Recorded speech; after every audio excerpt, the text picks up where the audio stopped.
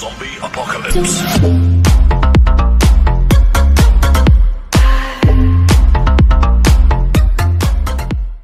May repair tayo ngayon, Honda Beat. Bali, nabulok yung chassis ng Miata.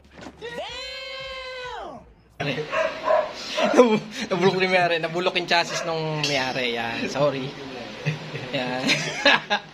So, tapos kasi ang nakaraan daw, makinis ba daw yan? Ngayon ang tinignan niya, hindi na raw makinis. Sabi ko, paano nangyari yun? Baka ako nalusong mo sa mga sa mga, don't worry, is organic. Nalusong ko yan sa alak, kaya ganyan. Bulok ko yung pinaka niya. Nabulok yung chassis niya. Yan yung pinaka Re-repair na to. Yan. Sa itong kabila, re-repair din natin yan. Yung nakaraan repair naman natin noon, yung pinakita ko yung Honda Click. Yan, dito naman yun. Itong issue naman, dito naman ang issue niya. Ayan. So, aalis muna kasi ako. May pupuntahan ako. Mamaya na lang. Kita-kita tayo.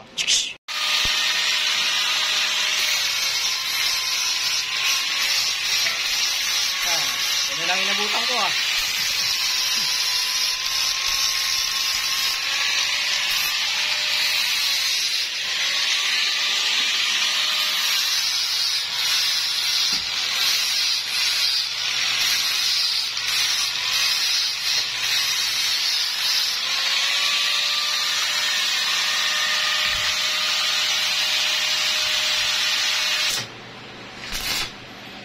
Ito na lang inabutan natin sa chassis repair. Karating lang natin.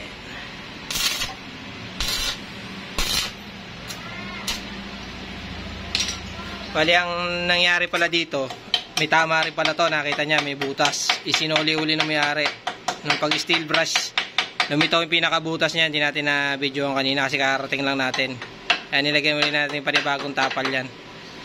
Ayan. Bali, matibay na ngayon yan kaysa dati.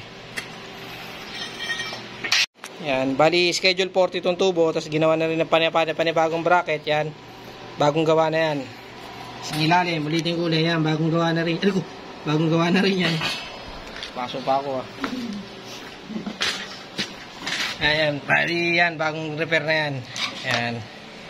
Uli repair na yan. Bali yung kaha niya, fit naman yung kaha niya pagka sinanit. Bali may-ari na daw, bahala magpintura niyan. Bali okay na yung ni-repair. Bali may dinadagdag na lang dito. Ayan. Pinaka hawakan ko muna.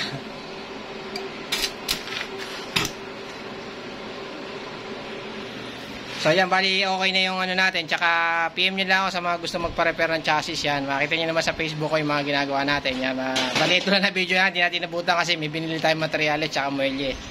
Bali tinapos nyo na. Ito yung ginawa natin. Yung ni-repair na chassis yan, okay na to. Ito kanina bulok yan. Tapos itong ilalim. Okay. Ayan. Itong pinaka-ilalim, yan bulok din yan, nabutas. Yan, na-repair na. Bali yung may-ari na bahala magpintura. Tapos nilagyan yung pinaka-bracket. Yan, bagong gawa rin yan.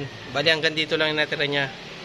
Hindi naman natin pwedeng tanggalin lahat yan. Kasi kung pinalda natin, mahirapan tayo magsentro ng kaha. At ito rin yung pinaka-kabila niya. Okay na rin. Yan, ginawan din ng pinaka-bracket yan. Ayan. Ayan, ginawa na yan. Ayan, tsaka okay na yan. Ito kabila rin, may tama rin siya. Ayan, bali Honda Beat yan.